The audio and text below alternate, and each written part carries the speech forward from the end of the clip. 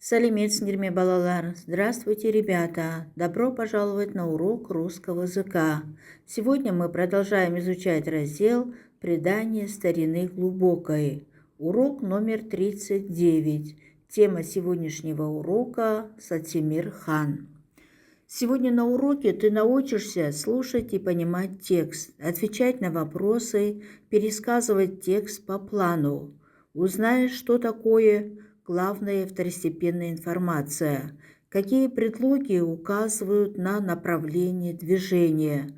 Вспомнишь, как правильно писать предлоги со словами. Упражнение номер 1. Послушай рассказ. Какое решение принял Сатимир? Әңгімені тыңда. Сатимир қандай шешім қабылдады? Сатимир хан. Сатимиру было 7 лет. Сатимир 7 жаста еді. Он играл на лугу и устал. Ол шалғында ойнап шаршап қалды. Сатимир подошел к старому дому и прилег отдохнуть. Сатимир ескі үйге жақындады да жатып қалды. Он заметил, что хромой муравей ползет по стене вверх. Ол бір ақсақ құмырсқаның қабырғаға жорғалап келе жатқанын байқады. Дойдя до середины, он упал. Ол ортаға жеткенде құлап қалды. Но снова пополз по стене, бірақ қайтадан қабырға бойымен жорғалады. И снова упал на землю, қайтадан жерге құлады. Однако и в 3-й раз он стал подниматься по стене, бірақ 3-ші рет қабырғаға көтеріле бастады. И, собрав все свои силы, забрался на крышу дома. Тағы да бар күшін жинап, үйдің төбесіне шықты. Сатимир подумал, маленький муравей, и тот выполняет какую-то работу. Сатимир ойлады, кішкентай құмырсқа да бірдеңе жұмыс істеп жатыр. Сам хромой, а задумал забраться на крышу дома. Өзі ақсақ, сонда да үйдің төбесіне шықпақшы. Поднимался 2 раза падал. 2 рет көтеріліп, 2 рет құлады. Но все же достиг своей цели, бірақ бәрібір өз мақсатына жетті. Я же ничего не делаю, только играю. Ал мен ештеңе істемеймін, тек ойнаймын. Мне надо взять пример с этого муравья и приняться за работу. Маған мына құмырсқадан үлгі алып, жұмысқа кірісуім керек. Сатимир пошел в город и стал у ученого человека убирать комнату. Сатимир қалаға барып, ғалым адамның бөлмесін жинай бастады. А за его труд ученый взялся учить мальчика.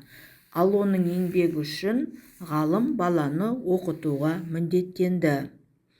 Так Сатимир хан стал очень мудрым человеком.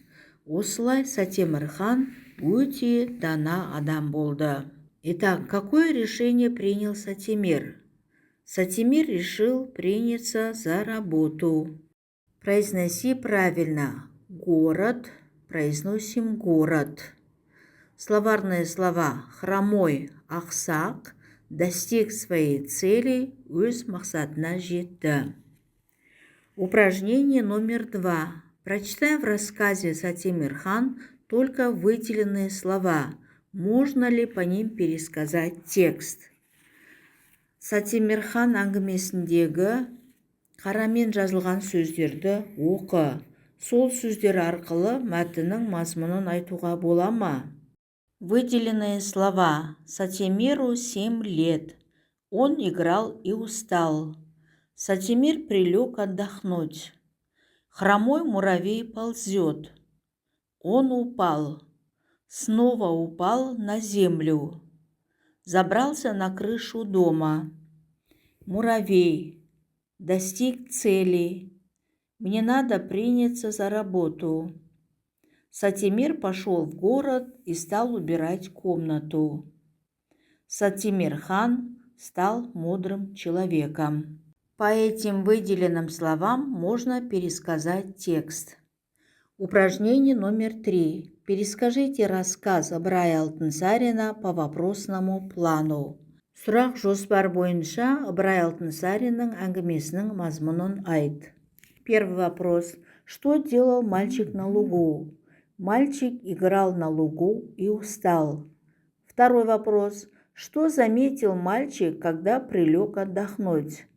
Когда прилег отдохнуть, мальчик заметил, что хромой муравей ползет по стене вверх. Третий вопрос. Сколько раз муравей поднимался по стене дома? Муравей 2 раза поднимался по стене дома. Четвертый вопрос. Что подумал мальчик? Мальчик подумал, что ему надо взять пример с этого муравья и приняться за работу. Пятый вопрос. Что сделал мальчик? Мальчик пошел в город и стал у ученого человека убирать комнату. Шестой вопрос. Каким стал Сатимир хан? Сатимир хан стал очень мудрым человеком. Упражнение номер 4. Рассмотрите картинки, ответьте на вопросы, используйте нужные предлоги «к», «на», «в». Суреттерге қара, сұрақтарға жауап бер. Керекті предлогтарды пайдалан.